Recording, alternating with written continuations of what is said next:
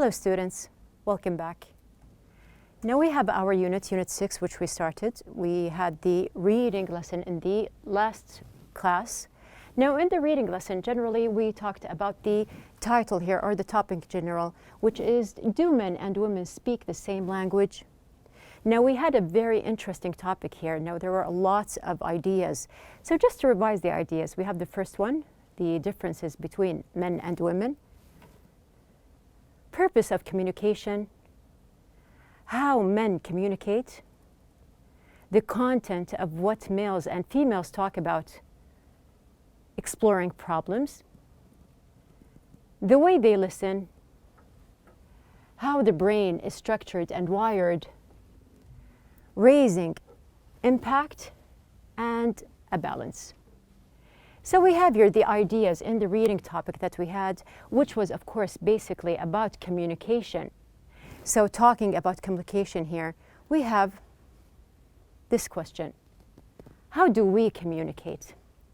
Have you ever thought clearly about how we communicate between each other?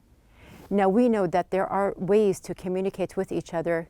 We can understand each other even if we are not talking. So here we are going to focus on the ways that people can communicate with each other without even speaking. So here we have the question. Think about different ways people can communicate.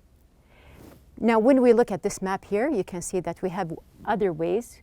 Now we can say that we have formal and informal, oral and written, internal and external, verbal and nonverbal.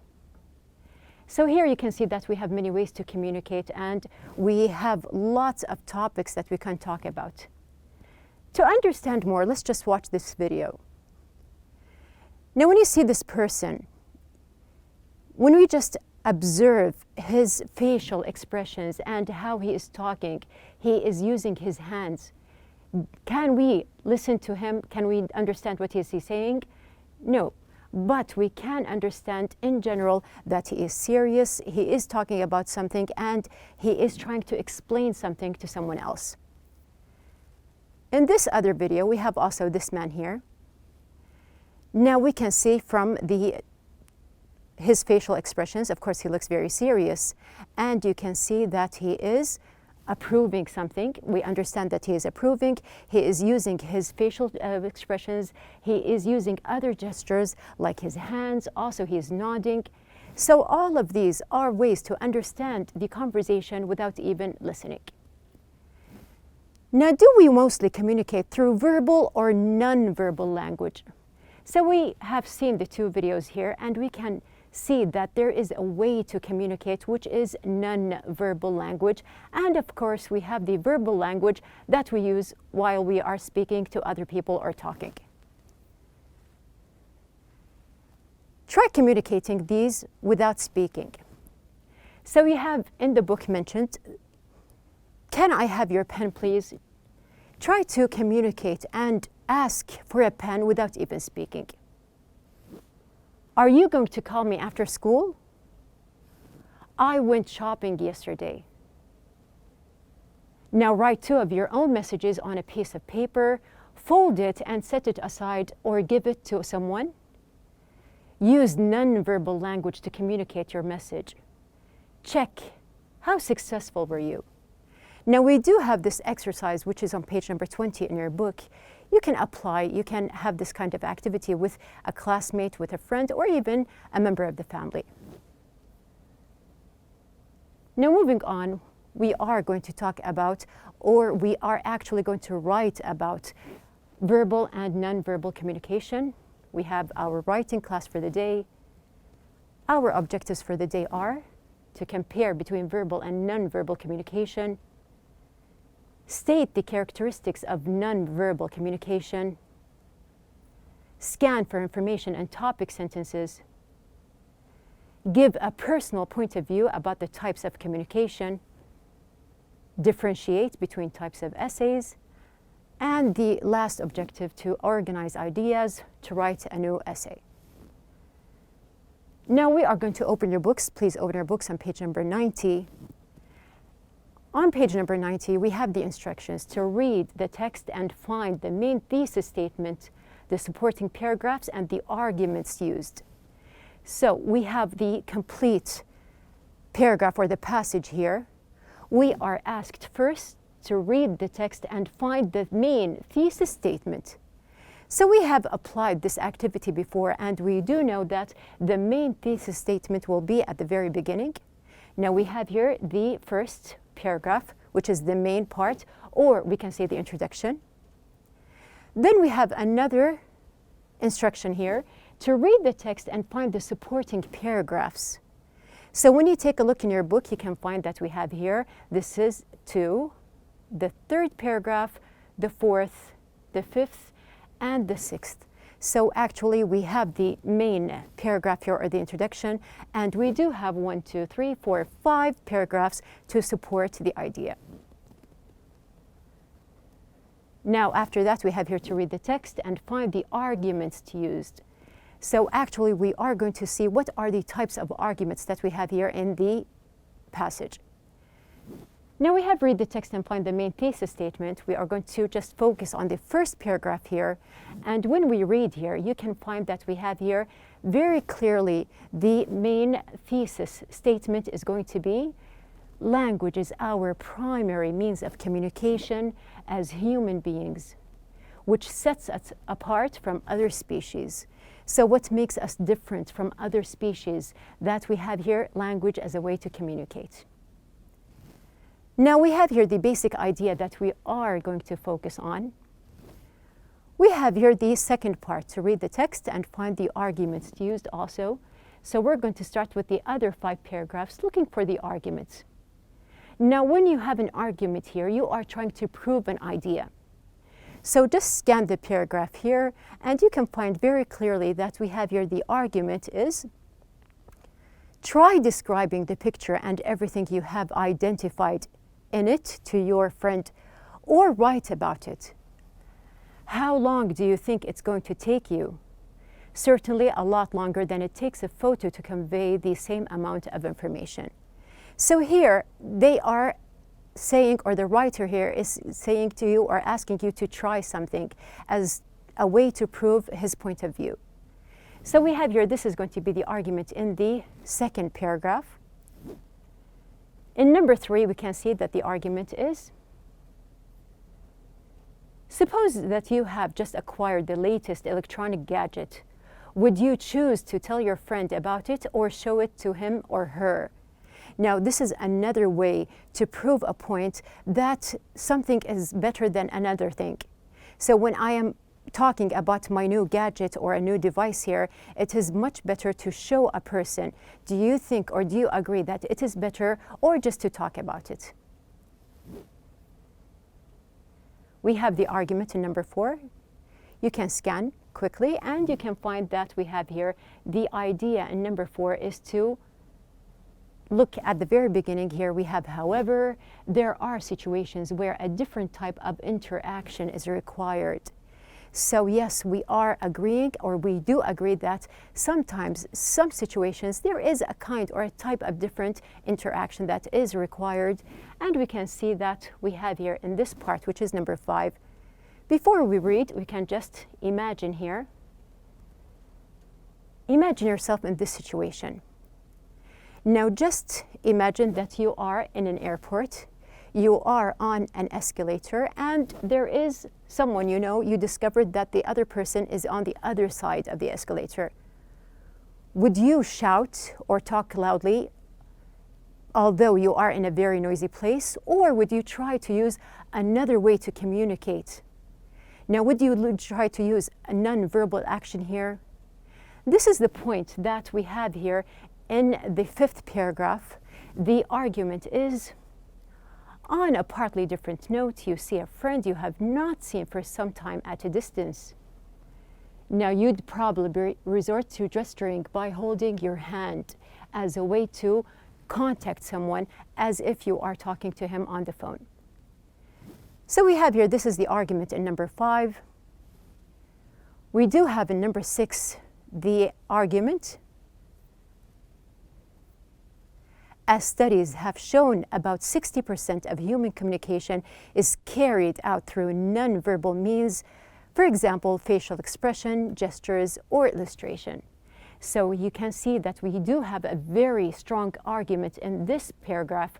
Why? Because it depends on, or it is stated based on social, or here we have studies. So these studies do apply that we have here 60% of human communication is carried out through nonverbal means.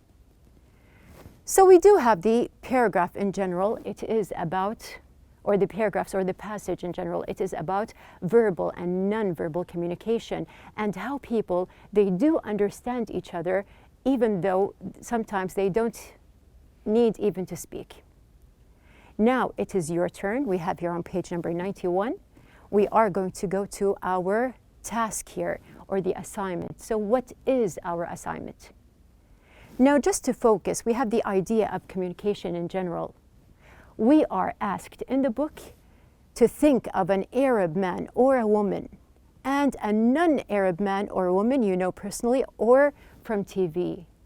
So here you are going to choose two people. They can be an Arab and a non-Arab. They can be both Arabs. They can be both non-Arabs. So it depends on your choice. Now what are we going to do about them? We have here number 2. Think about the way these people communicate. So here you know why the book is asking us to choose someone who is non-Arab, because we have two people that they do not understand each other, but the question here, can they communicate with each other or not? So going back to number 2 here, we have here to think about the way these people communicate. Research and collect information about culture-specific features of communication. Do you think they communicate in a way that is typical of their culture? Write your idea in a chart. So what are we going to do? We are going to think about, or you are going to think about, two people, two figures. They can be well known, they can be, or you can personally know them. You are going to compare between them and you are going to try to describe how do these two people communicate with each other. Now, for example, have you ever heard about student exchange programs or programs that team up schools from different countries? Students who are involved in such projects require online communication. So have you tried something like that? Now, some schools, they do contact other people or other students in another country, in another school. They can be foreigners or native speakers of English. And there is a way to communicate with these people. So you can communicate with a school in Europe, for example, or in America, or in any other part of the world. So once you have the idea that you are communicating with someone who is not the same culture, you will be able to write or describe what is the way to communicate with these people. They are given the opportunity to find out about other cultures, and this is the basic part that we are being or we are studying the other culture, or we are getting to know something else besides our own culture. So we have here, they are given the opportunity to find out about other cultures on a personal basis beyond national stereotypes. Now, for example, they have in the book a kind of comparison between a friend from Sweden and a friend from Poland, which is on page number 91. We are going to do the same here, and we are going to write an essay about the communication approaches used by each person. So we have these two people. We are going to describe each person here. How do they communicate? What are the communication approaches? Give examples to support your ideas. So when we said that we have here two people, we are going to write an essay about each person and how does this person communicate. We are actually comparing. So we are going to write a comparative essay. Now, you do know that before we had the expository essay, and we also have written the persuasive essay in our previous units. So now we are going to concentrate on the comparative essay. So just to remind you here, you can see that we have here the expository essay. We said that it is explanatory, descriptive, and describing. We have the persuasive essay, which means that there is a personal argument. There are other points of views or different views that are considered, and we are going to start now with our third type of essay, which is the comparative essay. Now, in the comparative essay here, you are going to explain how two subjects are either similar or different. So we are going to concentrate and we are going to focus on the comparative essay form. So we are going to pass by the tips that we have as usual in each unit. We have our writing tips.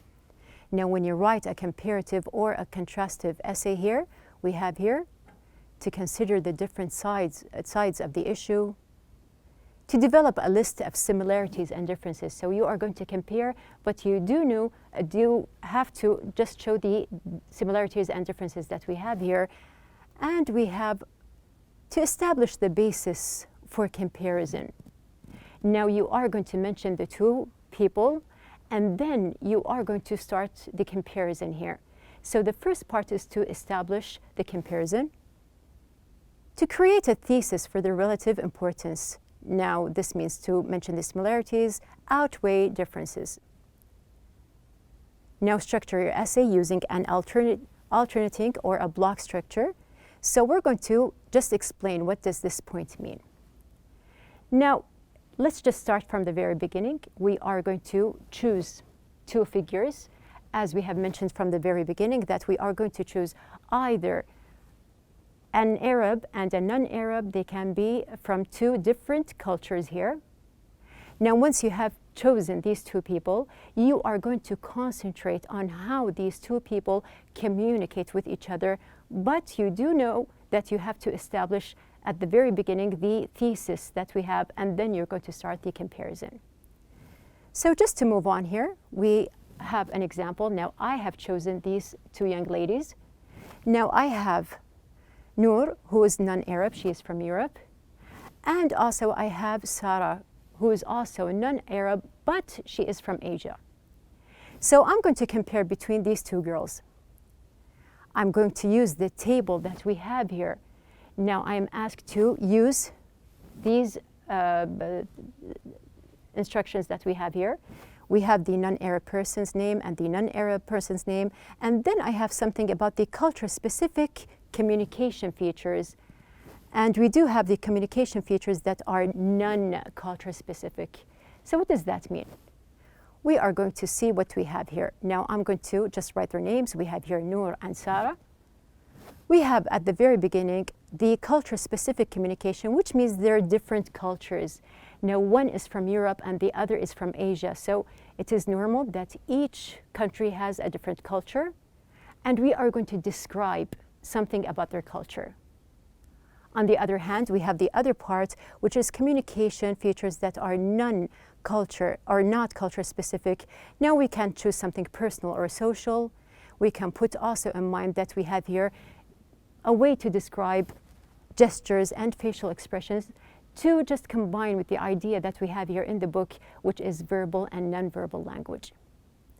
So moving on here, as I have here, I am going to show the similarities and the differences. We have discussed the differences, but I am also going to write something similar or write something to join them together. I can say, for example, that they get along very well, and I'm going to prove how. So we have here our notes. You do need to write some notes here just to start. Now, for example, we can use a table. For example, like here, we have Noor and Sarah. I can start with comparing. Very simply, I can say that Noor is outgoing, Sarah is a silent person, Noor is European, Sarah is Asian. We have here Noor is social, but on the other hand, we have Sarah, who is a shy person. Noor is from a conservative background or an environment, and we're going to explain how or why. And we have here Sarah, her society is a little bit more open. Also, I'm going to show why. Now here we have some ideas. You can, of course, add more ideas, more words, as long as you are thinking about the differences between the two people that you have chosen. But do put in mind that you are going to mention their personalities, their backgrounds, and cultures. Now I am going to give examples, or at least one main example, to prove the difference between the two girls here. I am also going to link between them and show how they are going to communicate. And we have here also, I am going to compare in general between their personalities. So I have my ideas here, and I do know that I am going to compare between them in my comparative essay. So we have the structure in the book. We are back to the book. We have here, structure your essay using an alternating or a block structure. So what does that mean? Now we have here, first of all, A. An alternating structure involves a point-by-point discussion and can be quite systematic, and we have here analytical. We have here B, a block method allows you to discuss each aspect or topic in distinct blocks and then conclude. Here you can see that we have here a more clear idea about it. We have here the alternative structure requires focus on a feature. You are talking about one specific feature. For example, greetings between men in the different cultures, followed by a focus on another feature such as gestures of approval and a comparison or a contrast in different cultures and so on. So in the first method, we are concentrating on one feature, but we do have the other method, which is the block method, would call for a discussion of all relevant features. You are giving a main idea about a lot or many points together, many features in one culture, for example, followed by a discussion of the same features in the other culture. The final part would require students to compare, contrast, and conclude. Now here you can see that I have more points. I said that I'm going to compare between the two young ladies here, Sarah and Nada. I have my complete essay here. Now from the very beginning, we have the introduction or the thesis paragraph. We have the main idea. Then you can see that I have two paragraphs, which are the body. And I have a very short paragraph at the end, or a sentence that is going to be the conclusion or the closing paragraph that we have here. Now, just to focus, we are going to go back and we are going to see, did I use the methods that we have mentioned or not? Now we have here the first paragraph. This is my own paragraph or the own essay, but I have the first paragraph mentioned. Now, at the very beginning, I wrote, communication is an essential part of people's lives. Now here you can see that this is the thesis statement, because I am giving you from the very start what is the whole essay about. So I am talking about communication. Everyone communicates either by spoken language or non-verbal actions and symbols. We can actually communicate without even speaking the same language using non-verbal actions and gestures. This is a topic that reminds me of two colleagues I know very well. Now from this part, you know that I am starting to compare, or mentioning at least, the two people that I am going to compare.